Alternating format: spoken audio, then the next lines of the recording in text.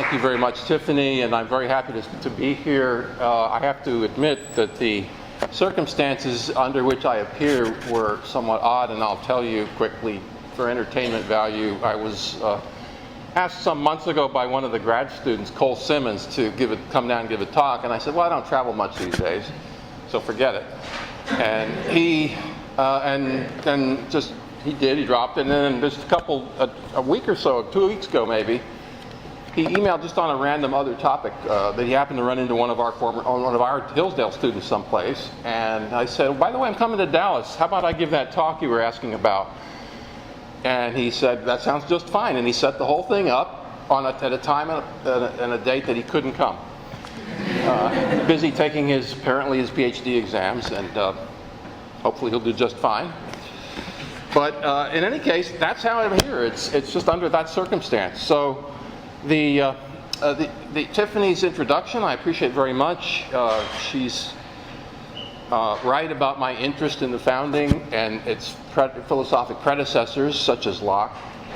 And I am going to talk today about one of the questions that comes up when people think about the founding, and then, of course, the later developments that came out of that, such as today. And as Tiffany rightly said, many today, especially conservative Catholics, have increasingly adopted the view that our current problems concerning especially sex and the family come right out of Locke and the founders. And in recent years, I'll just name a few public intellectuals who have adopted that view: Robert Bork, George Weigel, Patrick Deneen, Peter Lawler, have more or less all endorsed that view. What I'm going to show today is their view of Locke and the founders as somehow or other the source of our current difficulties in regard to sexual liberation. Their view is contradicted by a great many facts that are rarely acknowledged, partly because they are so little known. Today's conservative view, I would say, has its roots in the response to the French Revolution 200 plus years ago. In that fateful event, terrorism became the official policy of a seemingly civilized European nation, all in the name of equality and liberty. Conservatives ever since then have been attracted by the claim that the revolution, French Revolution, stems from Locke and the Enlightenment. And there is a sense in which that's true, that certainly the revolutionaries often did talk in terms of principles very similar to those of the founders.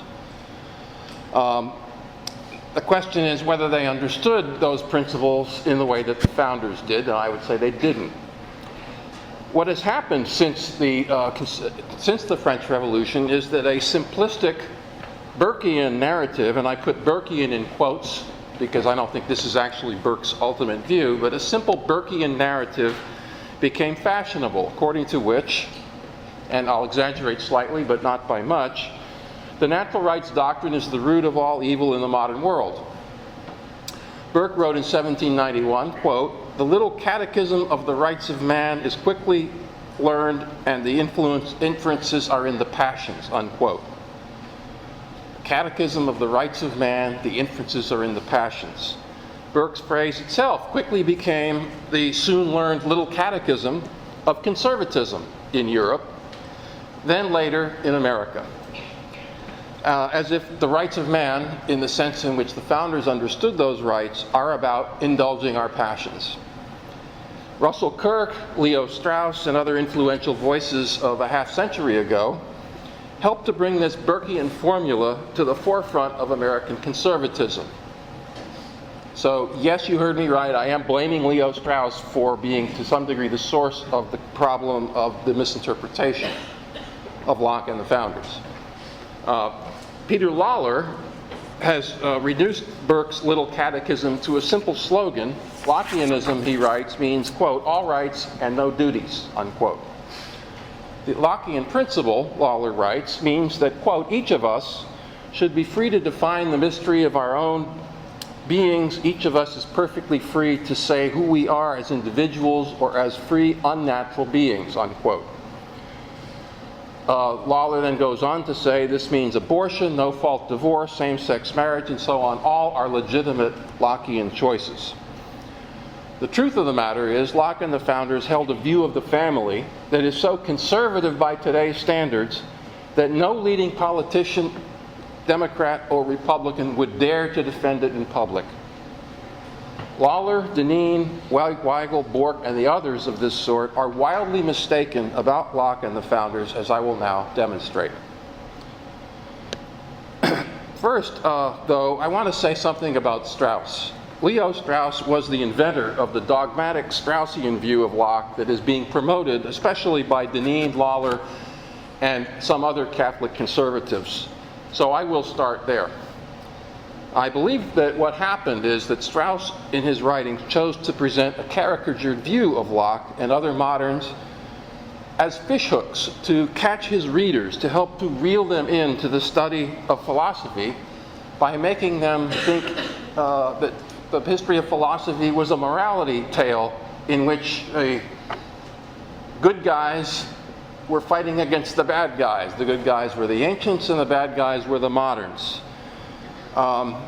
And that required, Strauss thought that was a good pedagogical device to use to get people interested in philosophy in the first place. And it was successful. I myself was caught by that same way of thinking about the moderns, and I believed it for a long time. Up until about 2000, if I were to date it. But here's what I want to say about that. Strauss, once you look at Strauss and know something about Locke, which surprisingly not that many people do, but Strauss, let's give you an example of Strauss's way of caricaturing Locke's philosophy. In What is Political Philosophy, Strauss says Locke believed he had found, quote, an immoral or amoral substitute for morality in acquisitiveness and utterly selfish passion, unquote. So in other words, Locke had it was against morality as the basis of politics. I once gave a conference presentation on Locke where I made some of the arguments that I'm about to make today. And at that conference was a man named Robert Goldwyn, who is the author of the chapter on Locke in the Strauss-Cropsey History of Political Philosophy. Goldwyn stood up and asked in a triumphant tone if I could quote a single passage of Locke showing that government should concern itself with morality. So I answered by quoting a passage out of the Letter on Toleration, not exactly an obscure work of Locke's, in which Locke writes, quote, rectitude of morals concerns political life, and in it is involved the safety of the commonwealth. Moral actions, therefore, are subject to the government, unquote. And at that point, Goldwyn sat down and had nothing else to say. Strauss, of course, did not expect his careful readers to remain satisfied with his, and there are other examples, but I don't have time here, but he did not expect his careful readers to remain satisfied with his exoteric caricatures of Locke, if I may use that phrase. He points to his real view of Locke in two places that scholars have not taken much notice of. One, in chapter 2 of Liberalism, Strauss discusses Locke's teaching on the necessity of the religious education of the people, and that's quote, the necessity of the, quote, religious education of the people according to Locke. Something you would never guess from reading Goldwyn's chapter on Locke in Strauss-Cropsey. In chapter 8 of What is Political Philosophy, Strauss hints that Locke was in fact an Averroist, that is to say, an Aristotelian in his understanding of natural right. Very much contrary to the apparent surface of what Strauss says about the difference between the ancients and the moderns. But enough of Strauss. Now I quote Peter Lawler. He says that for Locke, each of us is perfectly free to say who we are as individuals or free unnatural beings. But in the second treatise, Locke says the opposite. Quote, freedom is not a liberty for everyone to do as he lists, to live as he pleases, and not to be tied by any laws, unquote. Instead, says Locke, quote, the natural liberty of man is to have only the law of nature for his rule, unquote. Law's entire teaching is based, therefore, on a repudiation of personal autonomy. I turn now directly to Locke's teaching on the family. Parents, he says, are, quote, by the law of nature under an obligation to preserve, nourish, and educate their offspring, unquote. Locke repeats and develops this mandate at length in the rest of chapter 6 of the second treatise, and then also in chapter 9 of the first treatise. Lawler dismisses the import of this passage by arguing that Lockean principle conflicts with what Locke actually says about the family. And that's a quote from Lawler. Locke's principle conflicts with what he actually says. In other words, Locke doesn't have any idea of what he's doing. Lawler is implying that Locke is confused, but it is Lawler who is confused. In fact, Locke's understanding of parental and marital obligations is fully consistent with the rest of his teaching on the law of nature. In the second treatise, Locke says, quote, the fundamental law of nature is the preservation of mankind, and that law, he says, consists of two basic commands. First, you are to preserve yourself. Second, you are to preserve others as much as possible. Quote, everyone as he is bound to preserve himself, so by the like reason, when his own preservation comes not in competition, ought he as much as he can to preserve the rest of mankind. In other words, the law of nature is not merely about your own natural rights, it's about everybody else's too. And everyone has an obligation to protect others as much as he can. That's the law of nature. Not this radical individualism that's utterly selfish and self-interested and blah, blah, blah. In the first treatise, Locke's analysis begins with the psychological fact that parents typically have a desire of, quote, continuing themselves in their posterity, unquote. They are, quote, taught by the natural love and tenderness they have to provide for their children as part of themselves, unquote.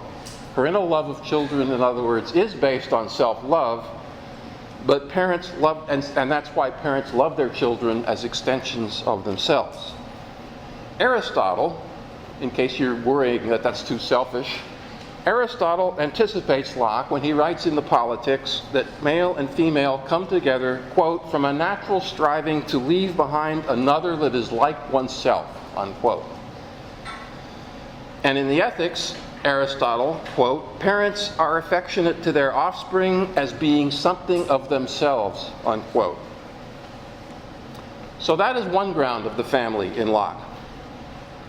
The second ground arises after the establishment of the social compact.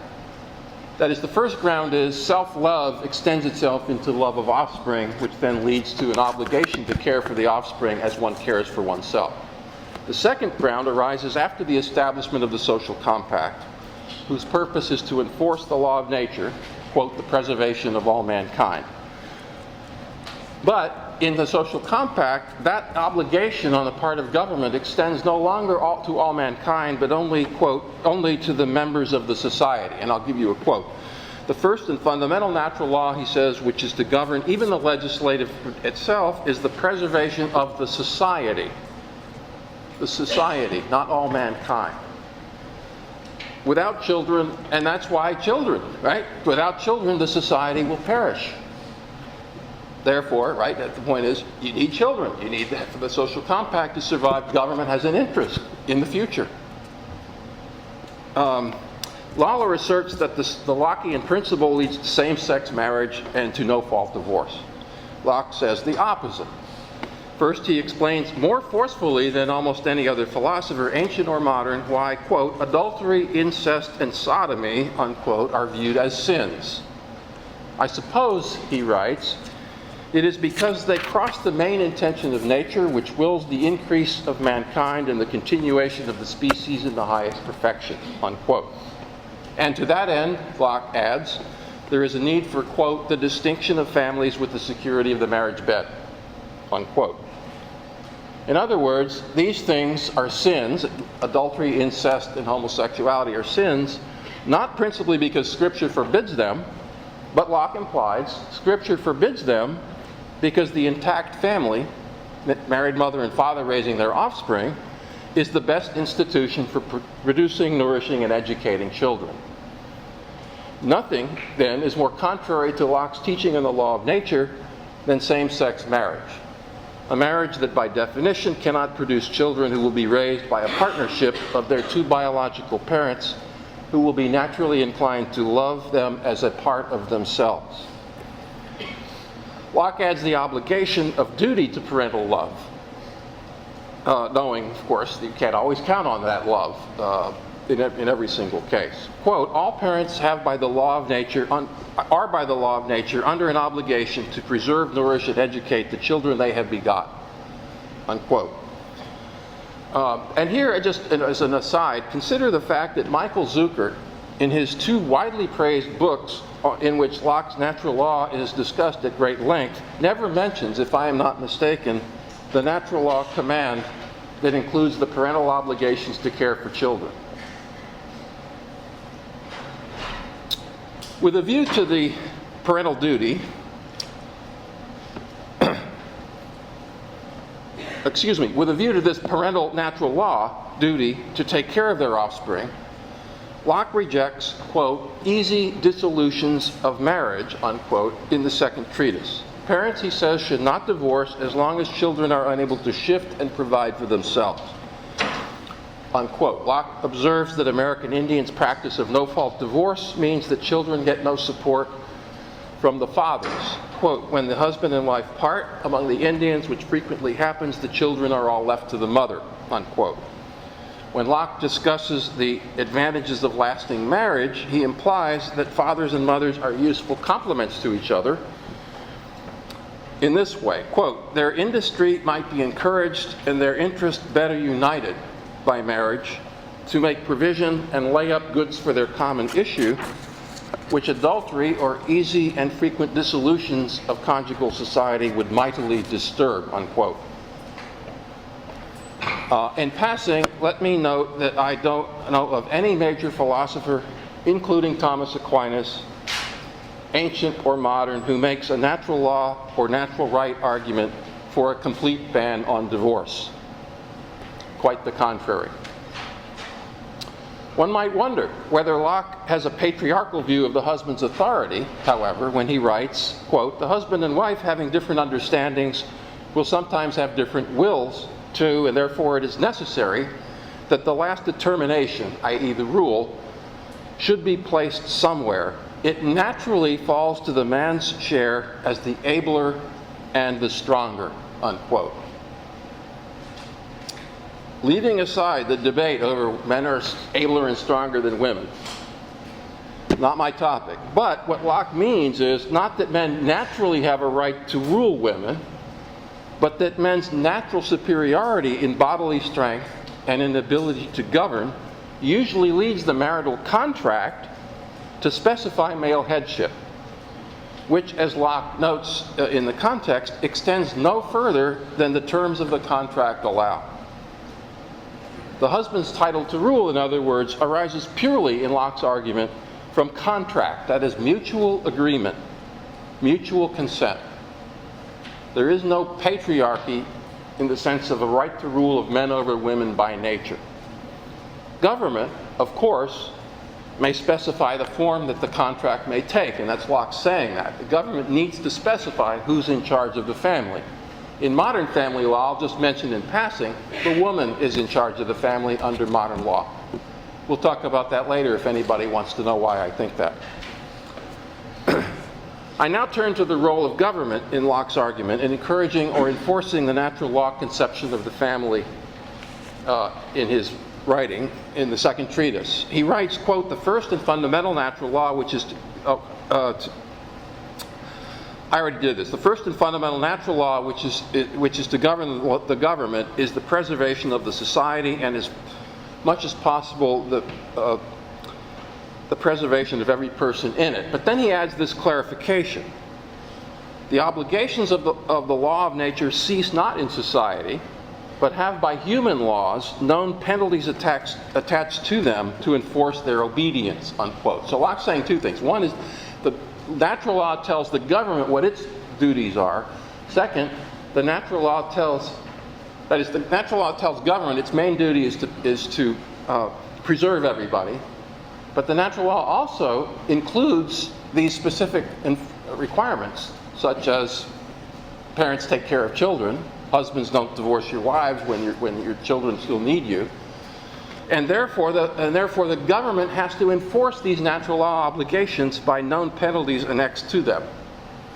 So that's how you can see Locke's very clear about how government ends up having a direct and necessary natural law obligation to enforce the basic minimal rules of marriage.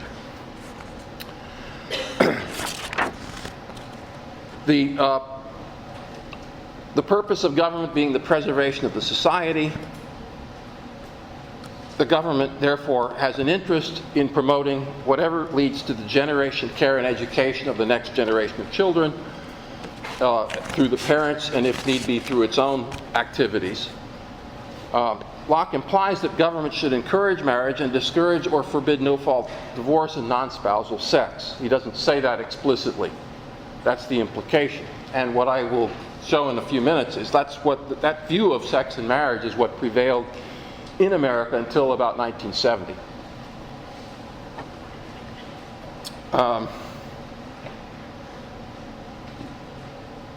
Dr. Burns, I have to say something. Dr. Burns sent me an email. He said, well, you didn't talk about the fact that Locke says you can get divorced after the kids are grown up. Why didn't you talk about that?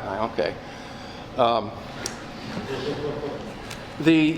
And the question he had was, does that have something to do with the fact that the founders were also working within a Christian context? And I think the answer to that is perfectly yes, it is. But what Locke says about that is he says that the minimum requirement by the law of nature, meaning in the state of nature, is the parents stay together as long as the children need them. But then Locke adds, of course, the positive law can specify different terms of the contract, such as that the marriage be for life.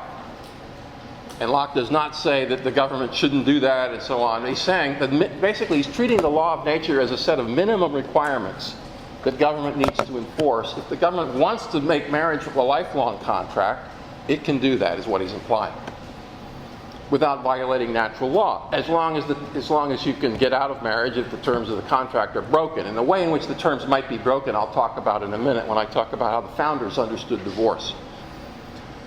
But now I'm going to turn to the founders' political theory and its relation to policy.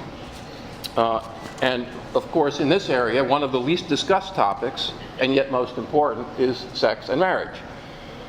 I will start with the founders' understanding of the connection between the family, natural rights, and the laws of nature, and then go into the various laws they adopted to promote those concerns, to address those concerns. It takes some effort to dig up the founders' understanding of sex and marriage because it was completely uncontroversial at the time and therefore rarely discussed. Marriage was of the highest importance for the founders for two main reasons. First, as the Vermont Supreme Court says in 1829, quote, "To marry is one of the natural rights of human nature," unquote. During the 1787 constitutional debate over whether the Constitution should be ratified, one of the Federalists defending the Constitution ridiculed the idea that the Constitution should include a Bill of Rights. And Ellsworth from Connecticut. And Ellsworth said, the Constitution can't guarantee every possible right. And he said, for example, the Constitution doesn't guarantee freedom of the press. True, it doesn't guarantee it doesn't guarantee liberty of conscience. It doesn't guarantee matrimony or the burial of the dead. So in other words, matrimony is equated with liberty of conscience and burial of the dead. So two things that have to do with religious freedom are treated as on the same plane as the right of matrimony by one of the founders. Implying, of course, everybody knows that's a fundamental right. That's not something that's in question. You don't have to put it in the Bill of Rights. Why was marriage a natural right, one can say, in the founding? And the answer is it was considered an important component of human happiness, for one thing. Since the pursuit of happiness is a natural right, marriage would therefore be part of the right. Historian Jan Lewis has shown that popular magazines of the day were full of praises of, quote, matrimonial felicity, unquote, the title of a 1784 article. Expressing the general view, Zephaniah Swift's book, Laws of Connecticut, this is a typical modern legal treatise, 1795, states, quote, "The connection between husband and wife, when founded on mutual attachment and the ardor of youthful passions, is productive of the purest joys and tenderest transports that gladden the heart." Now, what you'll hear if you read a scholar like Stephanie Kuntz, who's one of the leading historians of the family in America today, is that nobody was interested in sex until really quite recently in American history. So you really just wonder about some of these scholars' imaginations. The ardor of youthful passions, the purest joys, and I mean, how much do you have to spell it out? The pleasures of marriage, of course, also include the pleasures of children who love and are loved by their parents. In a letter to his daughter Mary, Thomas Jefferson writes, quote, "I turn to your situation with pleasure in the midst of a good family which loves you and merits all your love. The circle of our nearest connections is the only one in which a faithful and lasting affection can be found," unquote. In a later letter, he wrote to her, quote, "It is in the love of one's family only that heartfelt happiness is known," unquote. This is a very typical thing. And of course, it's not in any of his books on political theory. He's writing a letter to his daughter.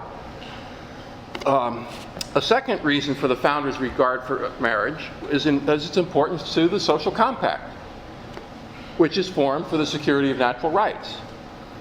And here's how they thought of that question. So founder John Witherspoon, one of those who actually, he was a signer of the Declaration, a preacher, but also who wrote on the family in newspaper and magazine articles.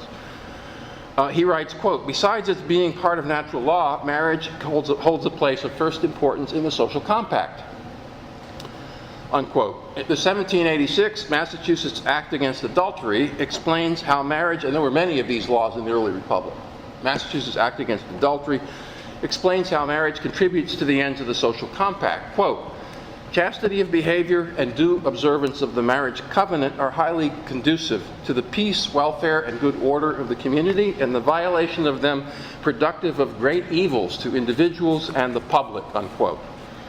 Speaking for the Massachusetts Supreme Court, Chief Justice Theophilus Parsons also speaks of the connection between marriage, children, virtue, preservation, and peace, the latter two being the explicit purpose of the social compact, preservation and peace. And here I'll quote Parsons, quote, "Marriage is unquestionably a civil contract founded in the social nature of man, intended to regulate, chasten, and refine the intercourse between the sexes, and to multiply, preserve, and improve the species. Marriage being essential to the peace and harmony, to the virtues and improvements of civil society, it has been, in all well-regulated governments, among the first attentions of the civil magistrate to regulate marriages by defining the characters and relations of the parties who may marry, so as to prevent a conflict of duties and to preserve the purity of families, by describing the solemnities by which the contract shall be executed, so as to guard against fraud, surprise, and seduction." Right? No secret marriages where the man says, "Oh, we're married now." By annexing civil rights to the parties, I'm still quoting Parsons, by annexing civil rights to the parties in their issue, to encourage marriage, and to discountenance wanton and lascivious cohabitation, which, if not checked, is followed by prostration of morals and a dissolution of manners, unquote. I will have more to say later about the laws alluded to in this quotation, including the civil rights of man and wife that he refers to. For now, one might wonder how, quote, "multiplying the species," unquote, contributes to the social compact. The answer, of course, is the lasting community needs children who will become the next generation of citizens. As the Constitution's preamble says, the government exists not only for ourselves but our posterity, or as Washington and many others used to say frequently, quote, "unborn millions," unquote. Parsons says marriages not only multiply the species, but also preserve and improve it. Zephaniah Swift, our legal expert, gives part of the explanation. Not only is a married couple most likely to generate children, but also to preserve and improve them because, quote, "that ardent affection toward their offspring, which is implanted in the bosom of parents, unquote. In a magazine article, Witherspoon, already quoted earlier, speaks of the, quote, absolute necessity of marriage for the service of the state, unquote. He seems to mean that the state always stands in need of future citizens who will willingly defend their rights and perform their duties, and that a family constituted by a married mother and father with their biological offspring is the best institution to that end. And as an aside, I will mention this, that in 1974, back when Tiffany was, I don't know how old? You want me to say? I was interviewing for a job here at UD, and my Professor De Alvarez was the one who was interviewing me, and I said, well, Professor De Alvarez, I am engaged. And he says, oh, well, I hope you are doing it for patriotic reasons. So, as you can imagine, I was a bit baffled about that as a young man in love, and, somewhat non-committal in my response, but I got hired anyway. So, marriage preserves the purity of families, quoting Parsons. So understand what that means. Consider first that the faithfulness of wives gives men confidence that they really are the fathers of their wives' children. Without that confidence, the ardent affection that leads fathers to care for their children and educate them will be reduced or destroyed. That was what the founders knew, and they knew if you want the father to want to help and want to make money for the household, he has to believe they're his kids. Furthermore, an unfaithful spouse of either sex will be resented or hated, disrupting the marital harmony that promotes the mutual comfort of the spouses as well as the harmony of parents in their care of the children. If separation or divorce follows adultery, the children will lose a mother or father. As for Parsons' worry about, quote, the prostration of morals and a dissolution of manners, unquote, he probably refers to the founders' belief that marriage has a civilizing effect, not only on children, but adults. Another magazine article states that, quote, while other passions concentrate man on himself, love makes him live in another, subdues selfishness. The lover becomes a husband, a parent, a citizen, unquote. In another article, the marriage institution is said to be, quote, the first to produce moral order, unquote. There are discussions of the political theory of the family in 4 early American legal treatises. One of them I've already quoted, and I'll say something more about Swift. Throughout his treatment of marriage and parent-child relations, Swift thinks in natural law terms, using, for example, incest is, quote, repugnant to the law of nature, unquote. In part, he says, because the sexual connection, quote, destroys the natural duties between parents and children, unquote. Sexual connection of incest.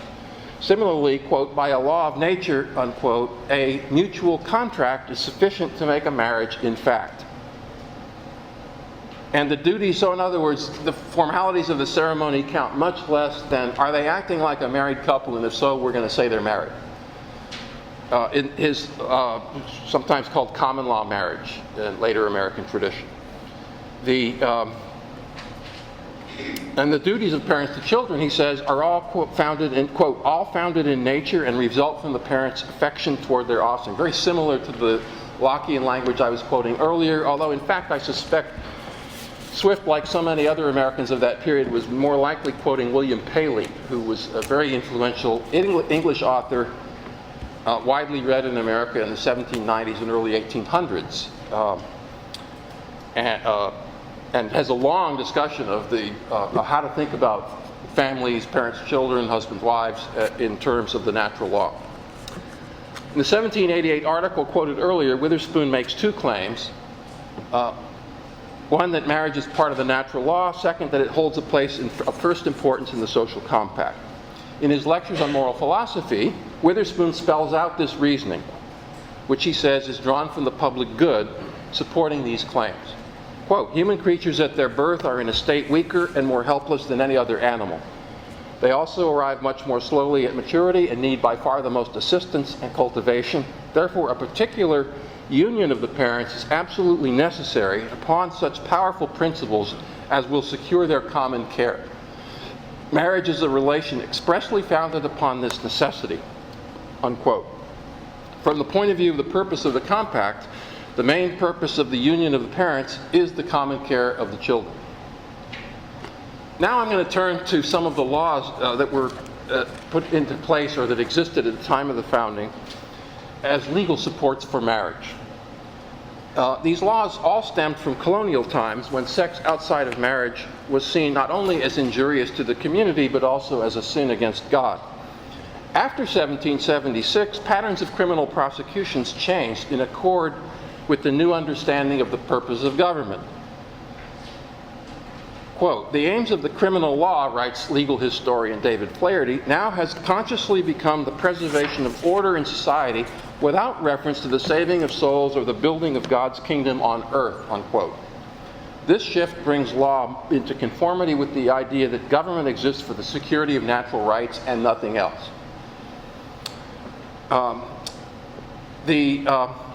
Some of the laws that were in place at the time.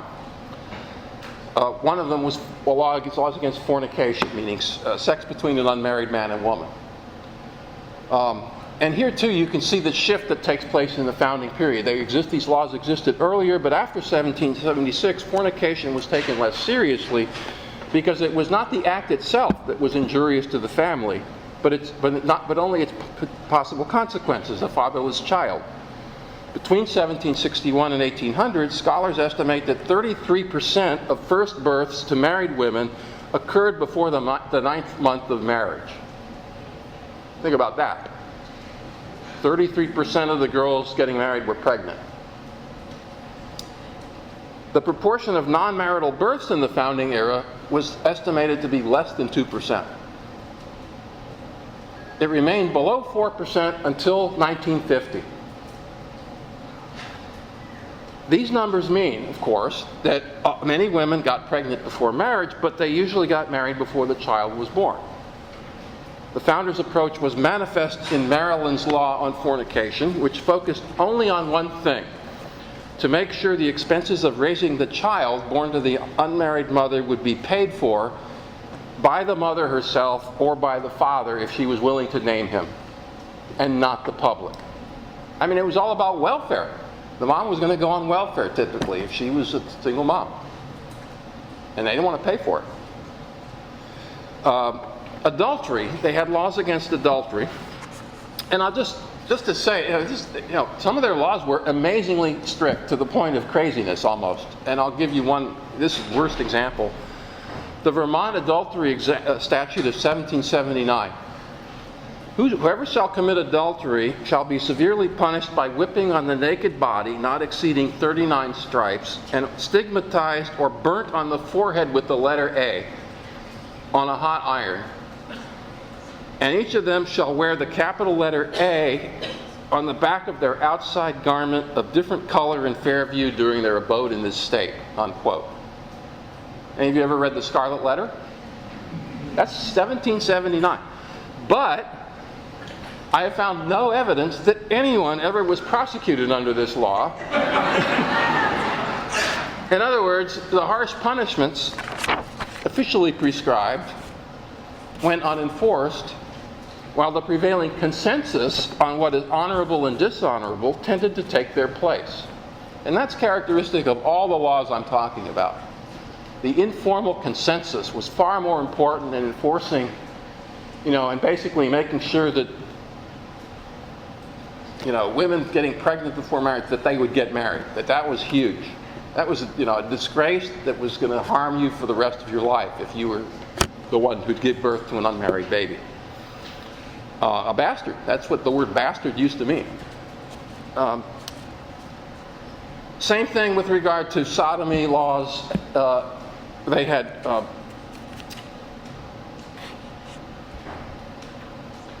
sodomy was defined as carnal copulation against nature, to wit, of man or woman in the same sex, unquote. So gay was what gay or lesbian is what we would say. Sodomy was a crime in every state. In some states the punishment was death. As with other regulations, enforcement of these laws appears to have been quite lax. Scholars have found only one death penalty case in the founding era that was unambiguously about homosexuality. One. The perpetrator was found guilty of assault with an attempt to commit sodomy on a 19-year-old boy. Now, the age of consent at that time was 21. Okay, this is a child. This is molestation of a child, and so the prosecution, therefore, was not for consensual sex between adults of the same sex, but for attempted homosexual rape of a minor. It is possible there were prosecutions in the founding era for consensual same-sex sex, but I have found very little evidence of it. And by the way, if anybody knows something to the contrary, please send it to me before I publish my book on this and make an idiot out of myself if I'm wrong. Political scientist Roger Smith, who argues that the founders were insufficiently liberal, strongly objects to their approach to homosexuality. Quote, legal systems that automatically subordinate homosexuals, he writes, are presumptively invalid in a political regime based on natural rights, which is pretty common. I think that's a pretty commonly shared view today. Smith would be correct, I think, that such laws about homosexual conduct are presumptively invalid if there were no significant connection between discouragement of non-heterosexual sex and promotion of marriage and families, and if stable marriages were unimportant to securing the rights of individuals. And we have seen why the founders rejected that view. Their founders' approach to public displays or sale of sex is also a fact that has to be mentioned. That James Wilson, also one of the leading members of the Constitutional Convention, he has a collection called Lectures on Law, in which he says that disorderly houses, which I take it to mean houses of prostitution, and public indecency are treated as threats to public peace and order. So again, it's not about the act itself, it's about what does this do to the public.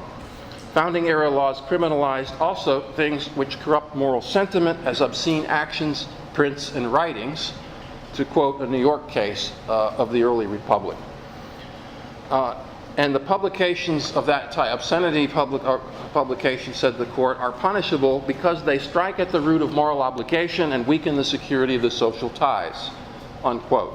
So again, connection of the obscenity, moral foundations of society, security of peace and harmony in the social compact, security of rights. And again, there were very few actual prosecutions of obscene literature or paintings or writings or whatever, but also it would have been widely ostracized. I mean, you would have been ostracized if you were purveying such publications in your community. So I'm going to call their founders' approach to sex outside of marriage, don't ask, don't tell. That policy continued more or less from the founding until the time that historian Lawrence Friedman calls the surge of interest in victimless crimes and vice and sexual behavior at the end of the 19th century.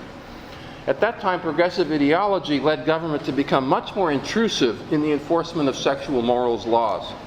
Progressives of that day, we're talking about, say, 1880 through, well into the 1960s, progressives of that day, strongly influenced by Hegel and other European thinkers, adopted a view that the founders would have rejected as utopian.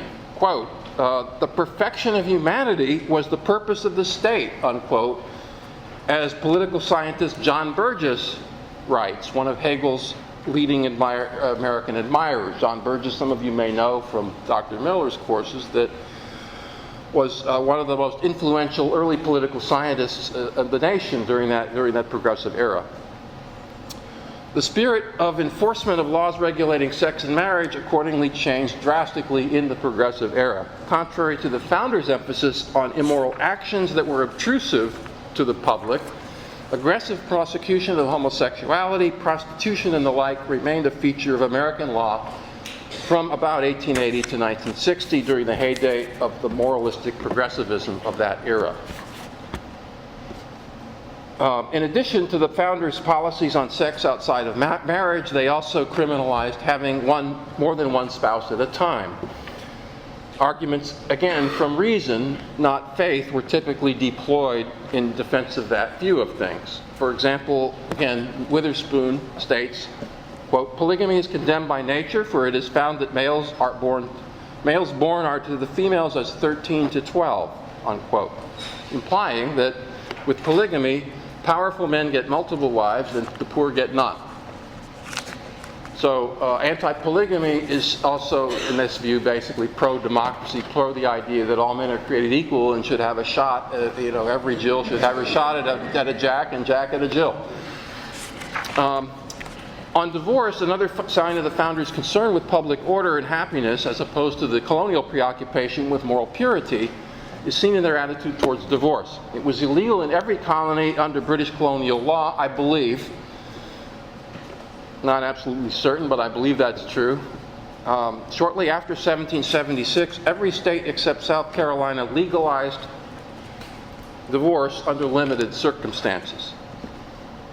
New Hampshire's 1791 statute was typical of the northern states. Divorce was permitted in case of incest, bigamy, right, more than one wife, or for impotency, for adultery in either of the parties, right, making it clear it's, just as bad if the man cheats, and or where either of the parties shall be absent for the space of 3 years, and for the cause of extreme cruelty in either of the parties. I like that. Today, if you're a female who commits the abuse of a male, you're almost never going to be prosecuted. It is the design of marriage. So the point, I thought another interesting feature was the impotency thing, right? That's interesting. Why? Because the whole idea in the founding, marriage is about children.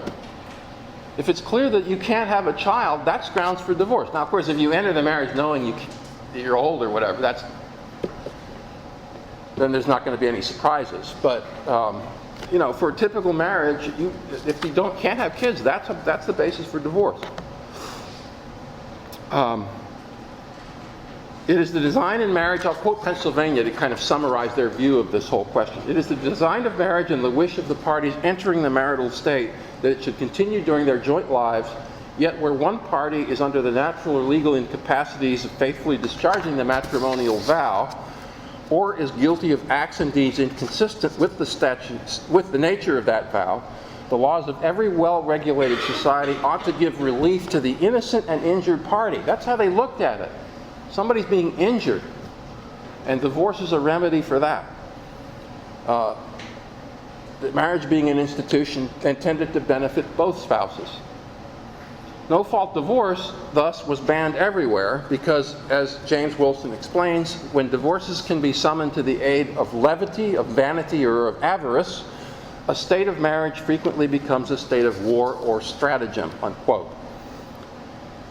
In 1830, James Kent agreed, a facility of separation tends to destroy all mutual confidence and inflame every trifling dispute, unquote.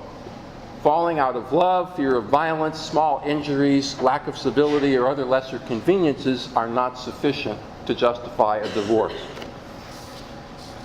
In the common law of marriage, the law that prevailed in every state, called coverture, made the husband the legal head of the household.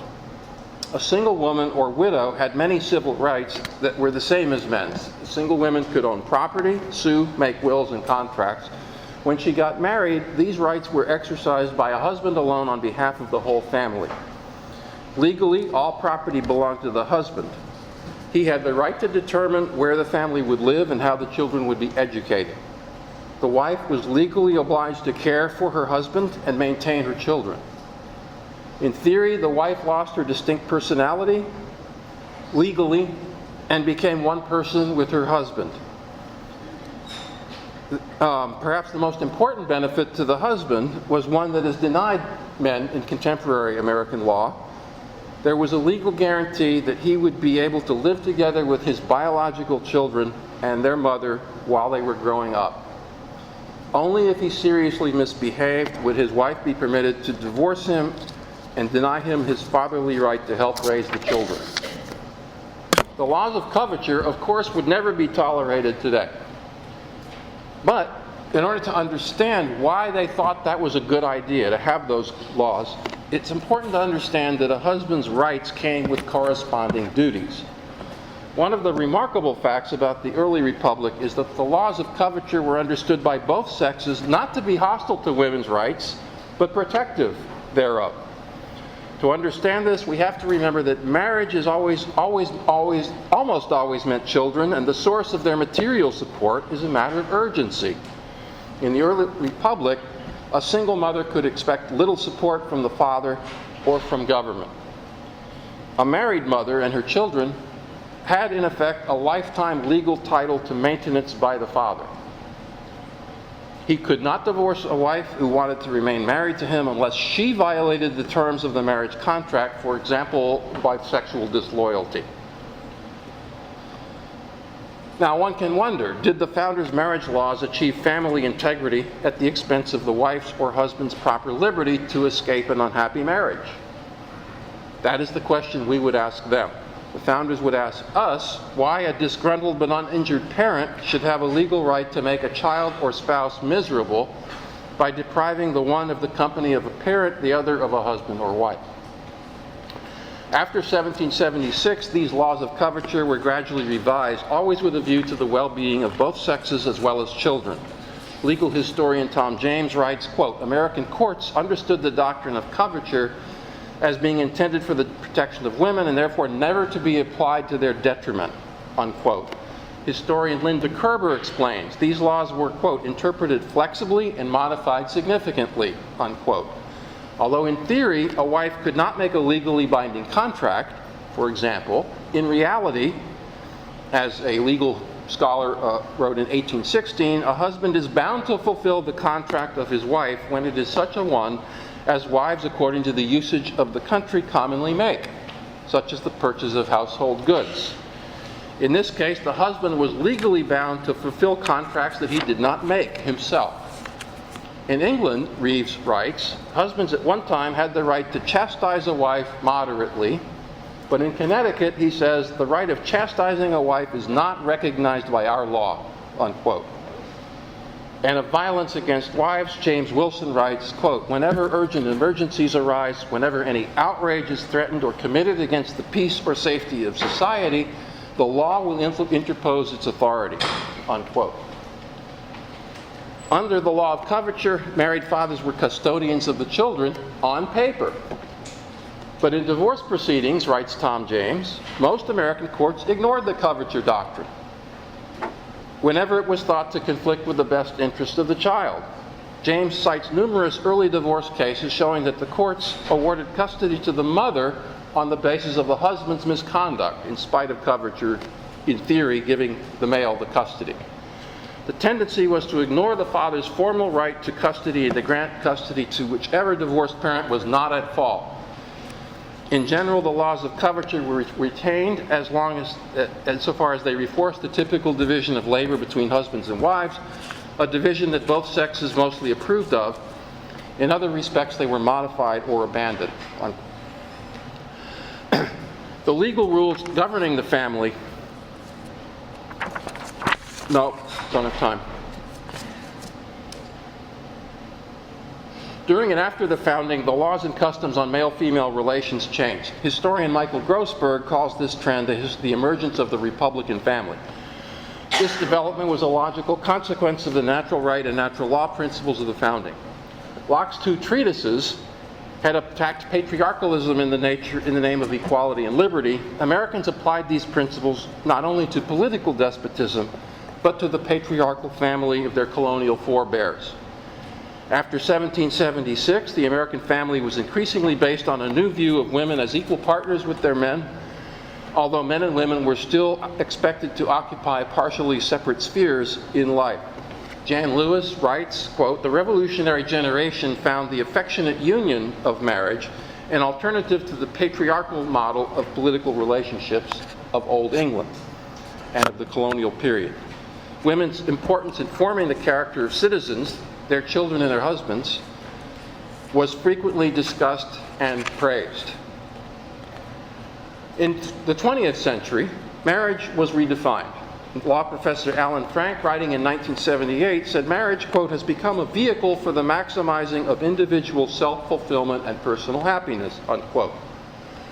Frank, I would say, was partly right. The new conception of marriage indeed centers on personal happiness, but of one only of the two autonomous individuals who get married. For as soon as one spouse no longer experiences personal happiness, the marriage ends. The self-fulfillment and personal happiness of the children or of the discarded spouse do not count. In the legal discussions leading up to no-fault divorce in the 1970s, historian Helen Alvarez says there was a relatively greater amount of attention devoted to the interests of adults versus children in respecting marriage and divorce. Charged emotional language was used to express parents' desire for divorce versus the clinical language used to express children's interests. In fact, after 1970, the law viewed children only as a possible byproduct of marriage and no longer as fundamentally important to it. The new view led, as Tiffany pointed out, quite logically to the acceptance of same-sex marriage. In 2003, Massachusetts became the first state to declare it a fundamental right under the state constitution. Its Supreme Court said it is the exclusive and permanent commitment of the marriage partners to one another, not the begetting of children, that is the sine qua non of civil marriage, unquote.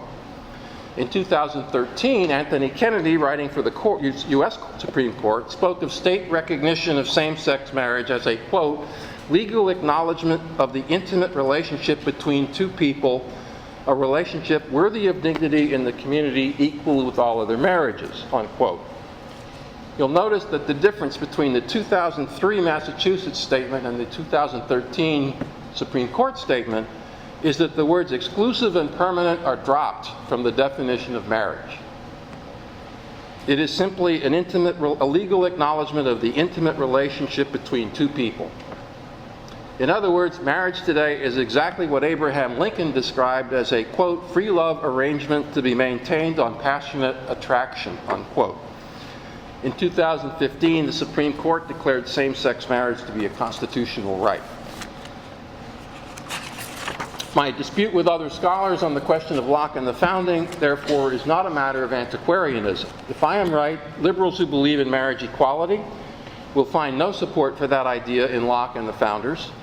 Conservatives will have to stop promoting the catechism, equating Locke with all rights and no duties. They will have to become much better students of the history of American political thought if they want to understand why the post-1970 abandonment of marriage as a core institution of a free society took place. Thank you very much.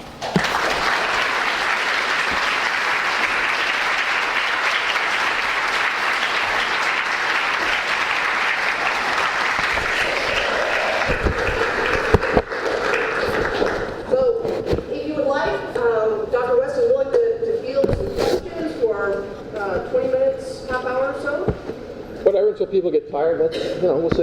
Yeah, go ahead. You mentioned in the middle towards the talk that the pursuit of happiness would be considered a natural right. Yeah. Let's just to play devil's advocate here. When denying those who probably identify as lesbian, gay, bisexual, or otherwise, when denying them the ability to be parents or violate their pursuit of happiness? Right, I was explaining why marriage in their sense of the word was regarded as a natural right. The reason why marriage in the contemporary sense of the word would have not been regarded as a natural right is because natural rights always have to be understood as liberties that you exercise in such a way as not to harm other people's liberties. And if a society, if they believe, I understand, you got to put yourself into their mindset. They actually really did believe it wasn't just a slogan. They thought you really need to have strong supports, legally as well as culturally, for lasting marriage, or it won't work. People won't get married as often, and when they do, they'd be more likely to split up. So from that point of view, they would have viewed non-same-sex relationships in the same light as incest and adultery. They're going to undermine the idea that marriage is the ideal that all young men and young women should look up to and should aspire to. You think about the way same-sex attraction is treated now in schools. I mean, it's now treated as that's a legitimate lifestyle choice, and it's good, and we should respect that. So you're basically being told there's nothing special about being married. That's not a thing you should really aspire to and aim at. That's just a lifestyle choice. But they thought it was fundamental to the preservation of the society. That was why they cared so much about it. So, yes. On that reading, would proponents of same-sex marriage,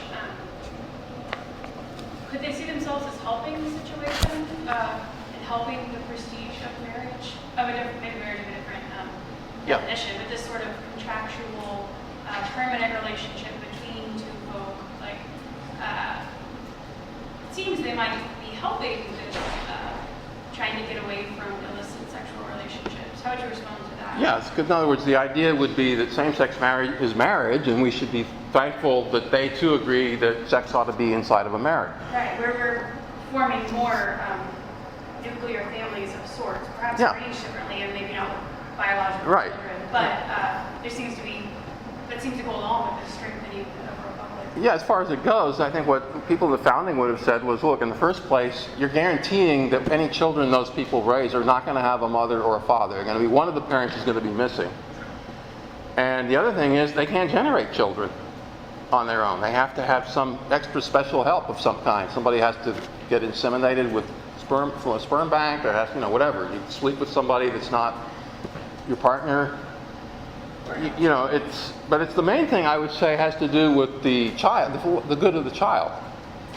So, I think it was really important from their angle, from their point of view, which is hard for us, but they thought, kids, A, we need lots of them, and B, they are most likely to be best brought up by people who are going to love them, and that would be the ones who believe themselves to be their biological. So illicit sexual relationships, the uptick in their occurrence is just sort of a add-on to the argument. It's not essential to your argument that families are needed for, and child-producing families. Yeah, I'm saying from the point of view of the founders or Locke, they're going to view sex outside of marriage of any kinds, homosexual, heterosexual. They're going to just all look at that as the same in many ways the same. Although they did make a distinction between against nature and not against nature. If you're fornicating, it's natural because it's a man and a woman attracted to each other doing what they're supposed to do. It's just not in the right time in the right place. Whereas if it's gay or lesbian, that's not natural. It's not going to generate anything. Like I said, you got to keep remembering though. My point about don't ask, don't tell is they weren't going around poking around and trying to figure out why are these two old bachelors living together. Why are these two women, middle-aged women, living in the same house? They didn't care. Their attitude was, that's fine. You do that. Don't go around talking about how wonderful it is to live the gay lifestyle. That would have been where they would have drawn the line. Whereas I think our view is, no, you need to celebrate who you are. That's part of your identity. Even fundamental, I think people today would say to your identity is what's your sexual identity. So celebrating one's own sexual identity, you're equating with the tendency to not join in reproductive marriage. Well, yeah, because it means there's going to be a number of people in society who will be doing something different, and that's being encouraged. That becomes honored. Part of what I didn't say much about in my talk is the founders were very attentive to what one might call the law of fashion. John Locke uses that phrase in his book Essay on Human Understanding. The law of fashion, meaning all the people around who you associate with and what they think is right and wrong. So the more they think something is really important and right and good, the more you're going to be likely to conform your behavior to that. So if you're a person whose sexual identity, let's say, is naturally not very clear and determined, you're going to be much more likely to get married and be fine. Whereas today, if you're on the line and on the edge, you might very well be, carried along with all the praise and honor that goes to people who are in same-sex relationships. And so that would have been a factor too. That in the background they would have been very conscious of as a reason for public honor and public deference to marriage as an institution, and praising mothers and fathers. I mean, going back to, you guys have all had you either had both or at least one parent, probably in most cases here. It's hard to raise kids. It's a big deal for parents to raise kids. It's a huge time commitment. It's annoying. Kids are yelling all the time. They're pooping in their diapers and they're ruining your dinner. And that really helps a lot if you love them. And it kind of makes you you don't notice that bad stuff as much. Your attitude is, well, that's my kid. That's part of me, and I love that baby, and that's just all. You overlook it, and I think people today sort of forget what it takes, to do that for 18 years, however long. Sometimes 25, 30 years, the way people are today. But yeah, in the very back, yes. Thank you. Thank you. It's a really wonderful talk. I have a question, but before my question, I just wanted to suggest possibly looking at naval court records for sodomy cases. We were wondering if there are any other places. Oh, okay, good. I think even until quite recently, you have plenty of cases in the Navy, all Yes. their own shit. They have actual. Well, I'd really like to know more about that, especially if it's in that earlier period. I know later on everybody was busy, so starting in the 1870s and 80s, then it became a thing. But I'm more interested in what were they doing earlier on. But yeah, I'm sure there were cases like that in the Navy. And then I'd like, what were the punishments, and how obtrusive did you have to be? And, yeah. So then also, I really appreciated the line that you drew between the founders' view that the main purpose of the marriage contract is the common care of the children. And then just at the end of your talk, you drew a line kind of very quickly between no-fault divorces, rejecting the begetting of children as being central, and of course the happiness of children being central to marriage. Right. A very quick line from that moment through defining marriage as just about an intimate relationship between the two, and then Obergefell dropping off the exclusive and permanent. So maybe if you would just run through that a second time. Well,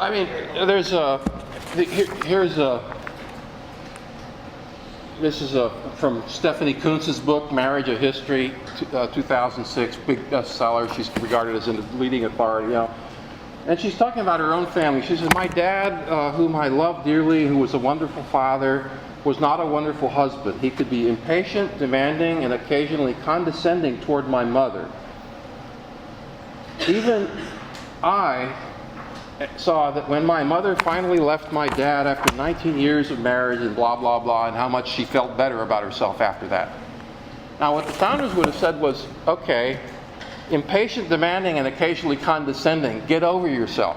That's life. You're going to have husbands and wives are going to be doing stuff to each other that are not adultery and not, refusing to support the family and not running off and living in another state for 5 years, and so. But that's the modern family. But then in the next page, then she explains what it's really about. She says, I didn't want to get married for a long time, but then I realized I could use then she said, my mother remarried, and then I saw what a real marriage is supposed to look like. And she quotes, entering a joyful relationship that outlasted her first marriage, my stepfather's selfless devotion to her, which never flagged through easy times or hard, showed me just how great a good marriage can be. So in other words, what marriage is, a good marriage from the point of view of Stephanie Kuntz, is selfless devotion of the husband to the wife. She doesn't say anything about selfless devotion of the mom to the husband, because she's off exploring herself and learning about how to expand herself and becoming involved in women's rights movements, as she explains here. So the dad's all about submitting to the wife. And then she's saying, that's an ideal marriage. And then, I knew when I finally did get married, I just did so because I knew that if I entered marriage if I entered a marriage, I had the option to leave and could therefore ask for the changes I want. All right, that's called the divorce threat as a way of understanding the nature of marriage, where the wife is in charge and she's always holding up the threat of, I will leave you if you don't do X. Okay, now to me, that's modern marriage. And gay, non-gay, what's the difference? I don't see any. And I get so impatient with conservatives who are all upset about Obergefell. It's like that's been over for so long now. It is a non-existent, that is an opinion of no importance. Because we have already thrown out marriage. Marriage has been redefined as Lincoln, in Lincoln's terms, as a free love arrangement. It's based on passionate attachment. And so the minute you don't have that attachment, boom, you're out. What's the difference? Why gay? Why does gay matter? I mean, I don't think it matters. It's not about children. My point about the children is children are absolutely destroyed under the current system. Millions and millions of children are deprived by a dissatisfied wife or husband of the father or mother, in the name of, well, I wish you were too impatient, demanding, and occasionally condescending. And so children's happiness is devastated because mom decides she doesn't like the attitude of the dad, even though Stephanie admits her dad was a good dad. So I think that's the situation we're in. We're and I mentioned before, in today's law, everybody keeps talking about equality as though equality exists in America. The law is all set up to help women and encourage women to dominate the family and dump their husbands and then milk them for all they're worth for the rest of their lives as long as possible. And the courts consistently back this up.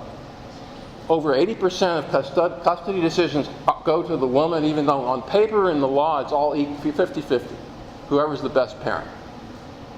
Most of the children are given automatically to the mom. The mom can criminalize her husband's existence and prevent him from even using his own property by simply going to court and saying, I'm afraid. The court issues a restraining order. It then becomes a crime for the man to go to his own house, use his own property, and talk to his own children. He can't even go to public events. Fathers are arrested for going to their daughter's first communion and attending and being in the back of the church. This was a case that was talked about on NPR a couple years ago.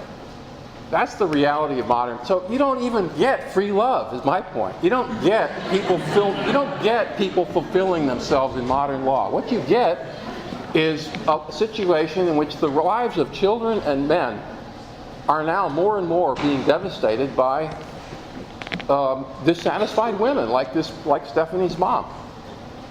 That's not equality either. Coverture put the man in charge. True. Now we have the woman in charge. Is it better? Is it worse? That's just it's a new situation. By the way, you've noticed I haven't taken a side at all in this talk. I haven't in any way said the founders were right and the moderns are wrong. I'm not saying that. I'm saying, I made that mistake when I published Vindicating. I said I'm going to vindicate the founders. I should have said let's try to understand the founders. That way more people would have read the book and actually realized I had an argument in the book about what the founders were up to. That's what I'm trying to say here. It's not about condemning or not condemning. I think it's about to get into their mindset. Why would they think that? Why did they think coverture was a good idea? What's in it for the woman? It turned out a lot. And the kids, too. Okay, who else? Yes, Chris.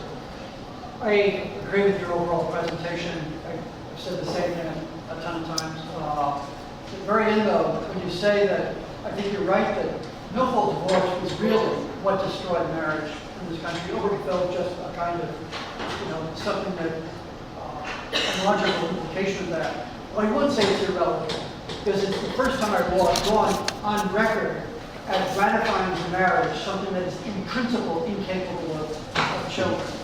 And I think that is a step of some significance. Of course, the elephant in the room is that it wasn't just milfold divorce, it was that we had this one of the greatest changes in human history with the advent and widespread use of contraception, which means that even in heterosexual marriages, children could be sidelined for the purpose of marriage as well. And that kind of plays out then in what's the difference between a contraceptive heterosexual marriage and a homosexual relationship.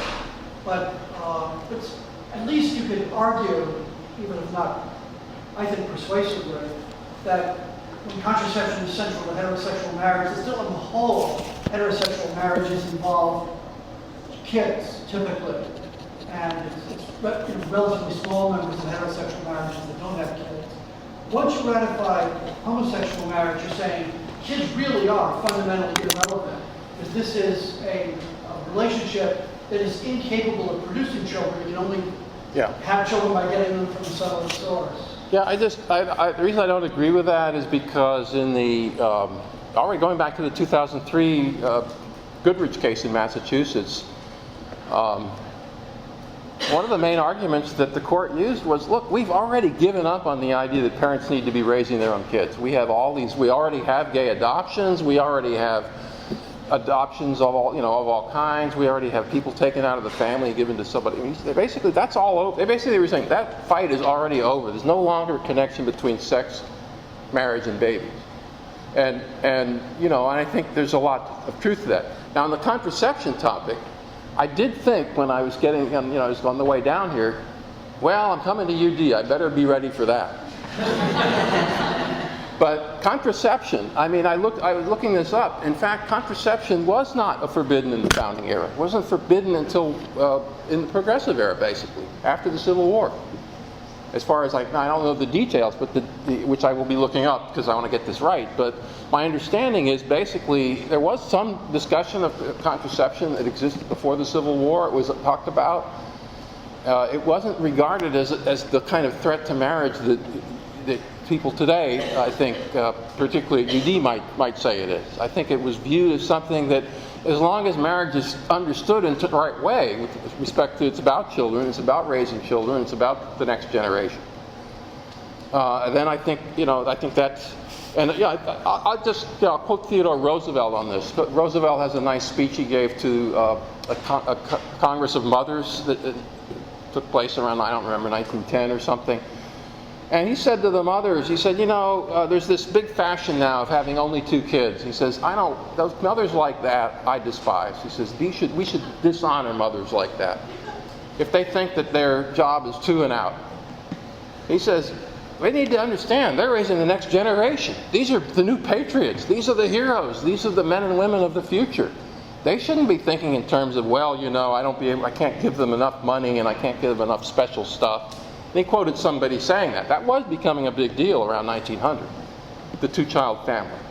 And, his point is, that's not really about contraception. People can always find a way.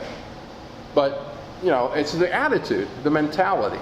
And he was already noticing there was a mentality that was present in the progressive era, moving in that way. As you noted earlier, in the founding, it was really the social consensus that enforced the limits on sexuality.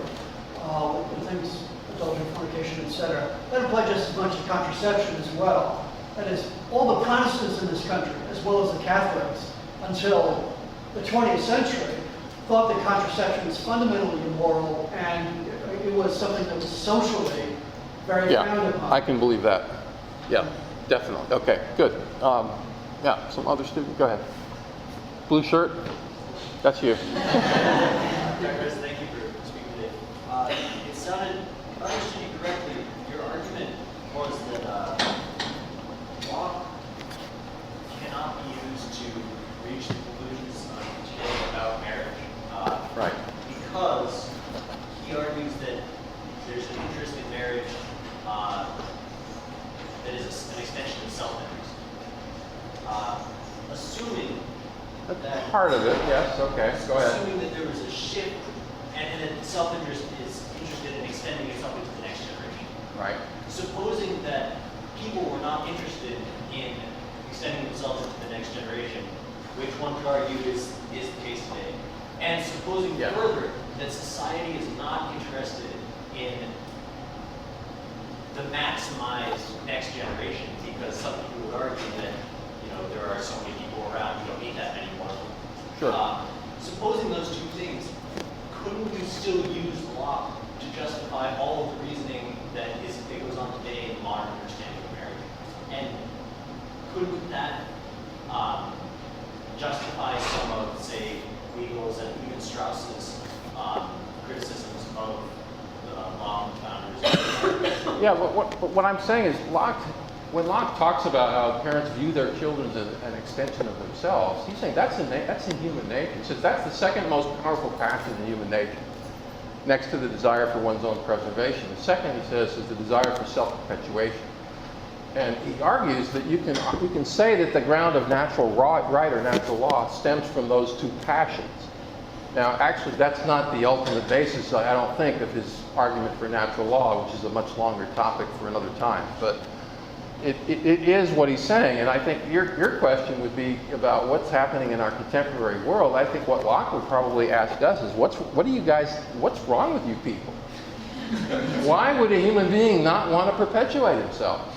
There's something deeply sick about the soul of modern man that would make him think, I don't know, that I don't deserve to exist, that maybe the earth and the trees and the flowers have a higher right to exist than I do, and and we ought to sacrifice ourselves because of the needs of global warming, or who knows what. But that's an attitude that people earlier, and most philosophers of an earlier time would have just been puzzled by that and viewed it as something about our civilization that's sick, not about human nature that is a different way of doing things. I mean, if you read some of the poetry of, people like Juvenal in the time of the times of Roman corruption, it sounds a lot like, in many ways, like what we see. Women dressing up in armor and pretending to be soldiers and hitting each other. That became a big thing apparently in Rome to do that. All kinds of all kinds of sex, non-marital sex being not just happening, but publicly discussed and practiced. And what happens when a civilization is in a condition of not being healthy is stuff like that, probably. Now, fortunately, as we know, God has a solution to all problems of that kind. Namely, you die. And some other human beings who want to live take over. So there's always that option. But I think that's the world we're in. So, all right. So let me get. All right, David. Yeah. Welcome back. It's great to see you. I wanted to say something about maybe a more refined criticism of Locke. It's true that Locke talks about, especially in the first treatise, about the duty of parents to their offspring and the natural inclinations that correspond with that. Just like there's a natural duty to care for yourself, Right. And natural inclinations. But in the second treatise, in big parts of it, it seems like that is conspicuously omitted. What I mean by that is, in the state of nature and the sequence of rights, life, liberty, and estate, these things correspond to my right to live, my right to do what I want with my body, and my right to get stuff and acquire. Yeah. He doesn't say the right of he doesn't list there the right of the child to the care and education of both his parents. It's this little box on the side. It's there, but every time I he puts baby in the corner. I don't get that, because look, chapter 1 summarizes the first three. Chapter 2 is about the state of nature. Chapter 3 is about slavery, war, 4 slavery, I forget the order, but 5 is property, and then 6 is the family. It's just a building up. 6 is parental duties to children, 7 is spousal duties to each other, culminating in the social compact. So the whole point of chapters 1 through 7 is, what are all of the things about human nature and human life and human duties that you need to know before you have a civil society? And so you know what civil society is for. So it's 6 and 7 are the culminating chapters in that sequence. You start with the low, mere life, and you move on, and then liberty, then property, then the family. So that's how I would view it. I just find it baffling that so many of these scholars, like a guy like Zuckert, who's really a smart guy, why don't they talk about chapter 6 and 7? That's really, how do you miss that? It's a whole chapter and a half. It's there. But yeah, I mean, yes, you're right. If you cut out chapter 6 and 7, then of course you're going to possibly have that view. And if you don't bother to read the first treatise either. So, yeah. And then there's all other writings of Locke where he's very clear on, the government has a right and a duty to limit sexual excesses, and so he talks about that in one of the letters on toleration. So yeah, I think that's how I would answer that. But I mean, yeah, I see what you mean. You can certainly find big emphasis on the mere personal. And, in terms of, if we want to talk about the founders didn't actually go to Locke to understand the family. I don't see any evidence that the founders quoted Locke or cared about what Locke said in chapter 6 and 7, with one exception. One Massachusetts town quotes chapter 6. But mostly they're not interested in that. And that's why I mentioned William Paley, I think, turned out to be a much more important source for people in the founding era for how the family was understood in terms of natural law than anything in Locke or other writers of the 17th century. So, Chris. I've read some of these guys who are arguing against Peter Lawler, and so I wonder if I can throw out another part of your argument. You could argue against it. They're, just like they say that the founders seem to see rights everywhere, and Locke seems to see rights everywhere, not see duties at all. Yeah, I think that's wrong. But another part of the argument is that they say that the founders, taken from Locke, start to see contract everywhere. They see like a business contract. Sure. That all these things that used to be relationships just gets to be seen as contracts. And so Lawler will say that there's a Christian element in the Lockean element to the founding, and that the relationship stuff comes from Christianity. Yeah, and so what he's going to say is contracts mean that it's all about your choice. That's the fundamental thing about contract way of thinking. That's Lawler's argument. Right. So, And my argument is, okay, when I was at the University of Dallas, the contract said, you've got tenure. And there wasn't any no-fault divorce on their side. I quit, and there was not a thing they could do about it, because that was in the contract, that I could quit. They couldn't fire me, because that was in the contract. Why is it that only one contract in America, the marital contract, is not enforced in the courts? Now, of course, the marital contract's been redefined, but for a long time, the marital contract was, that you've got to be married for life unless there's good cause. If something has happened to injure one of the parties in the marriage, for which there's a need for a civil remedy. So contract thinking is precisely what's lacking, I would say, in contemporary world, contrary to what Lawler says.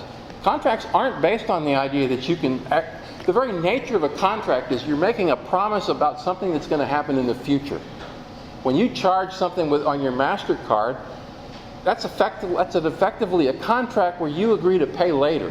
So they're giving you a free dinner. And you don't have the option of saying, well, I changed my mind about that. I want a divorce from MasterCard. The point is, they could come after you and make you pay. To me, that's the contract. Now, and Locke is saying, and the founders were saying, it is the duty of society to determine the terms of the marital contract precisely because the happiness of everyone is so deeply involved in the way in which the contract gets to be understood. I mean, and the devastation of lives throughout that I was talking about earlier that's happening in America. I don't even like talking about gay rights very much. To me, that's just obscuring the real problem, which is the devastation of the marriage of males and females that's happening because of the nature of modern family law and the nature of the modern understanding of what marriage is all about socially. That's something that if we could get focused on that, and my idea about that is, why don't we bring back a little equality for a change? How about the idea that maybe men have rights too, and so if a woman goes to court and says, I'm afraid, he gets to go in and say, all right, let's talk about why she's afraid. What are you afraid of? What do you think happened? Let's have jury trials. Let people defend themselves. It's not allowed. You know that modern law, the first time any modern law criminalized an action that was available to all other people in America was restraining orders that came in the 1970s. Restraining order. You guys ever see Minority Report, the Tom Cruise movie? That's what restraining orders are. You're saying this guy might commit a crime, therefore we're taking away his liberty and property. That's what the founders would have said about a restraining order. You can't just have a restraining order because you think something might happen. You have to have a crime. And then, if it is a crime, then by all means, punish them and punish them good. But also, what if it's perjury? What if the woman goes in and says, I'm afraid because he told me he was going to cut my throat the next time? And how about a trial? If she's lying and he says he is, let the jury decide. You know, that to me, we can't think straight about this question today because we're so preoccupied with this idea of the happiness of the dissatisfied spouse or the happiness of the gay person who wants to hook up with a gay person. And yet, why don't you, the hooking up, that's always been allowed. Except in the Navy. No, I'm exaggerating. It wasn't allowed before, but if it was discreet, you could do it. It would happen. It was done. But not publicly condoned, of course, though. So are we about out of time? Tom, how about one more question? What? Okay, go ahead. So I was wondering if you could comment on the final question actually that you asked. If it wasn't Locke that caused this shift in marriage, then what was it that caused the shift to the kind of marriage that we have today, where children aren't seen as integral and it's all about the pleasure of the individual? Well, I think what I would say is that the theorists who starting more or less in the 1920s, who were followers of Freud and other European writers, who thought, basically we're saying we need to reconfigure what sex is all about. We need to rethink that. It's not really about marriage and children. It's about something that involves individual fulfillment. So that on the one hand, and then on the other hand, there was the concerns of early feminism about women are being held back by being told that they need to be wives and mothers. They need to have the opportunity to fulfill themselves. So on the one hand, you have the feminist impulse, and on the other hand, you have the sexual liberation impulse that are coming from two different intellectual strains that then come together in the 1960s to where you have the victory of both feminism and the liberation of sex from moral restraints. Except my point about bringing up the men and males under modern law is to show they aren't ever actually liberating people from moral restraints. It's just that there are new moral restraints now imposed on the father, because he got a lifetime obligation to pay for the kid that he generates, and so so he doesn't have free sex. One of the most common. Okay, what I can leave you guys with, one of the most common conservative mistakes is to say something like, well, today we believe in the idea that you can do whatever you want as long as you don't harm somebody else. We're all about freedom of choice. That's basically Peter Lawler. All about all rights and no duty. Ask a guy who's in harness for 18 years and has his life destroyed if it's all about all rights and no duties. Ask the children that he's not allowed even to see. He's on pain of arrest for committing a felony. He's not even allowed to return their phone calls. That's a felony. If the child calls you and that child is under the restraining order, you commit a felony by returning your own child's phone call. That's a felony. There are men who have been prosecuted for that. There are men who have been prosecuted for sending their children a birthday card, for getting out of the car and taking the child up to the door of the school when the child slips and falls, because the restraining order says you're not allowed to get out of the car. You have to stay in the car. Men are prosecuted for stuff like that now in America, routinely. There are 60,000 restraining orders issued every year in just one state, Massachusetts. Where's the free sex? Where's the free anything? It's the world we're in now, that we have blinded ourselves to by becoming preoccupied with the idea of gays gay this and gay that and transgender and all the ways in which you can be free. And we're not noticing the ways in which more and more your real liberties are being taken away. So that, if there's one lesson in this whole thing, it's that you don't have the possibility of freedom in the sense of just living the way you want in this country or any country. You never can. That's not possible in the human condition. All right, so we have one more. Go ahead.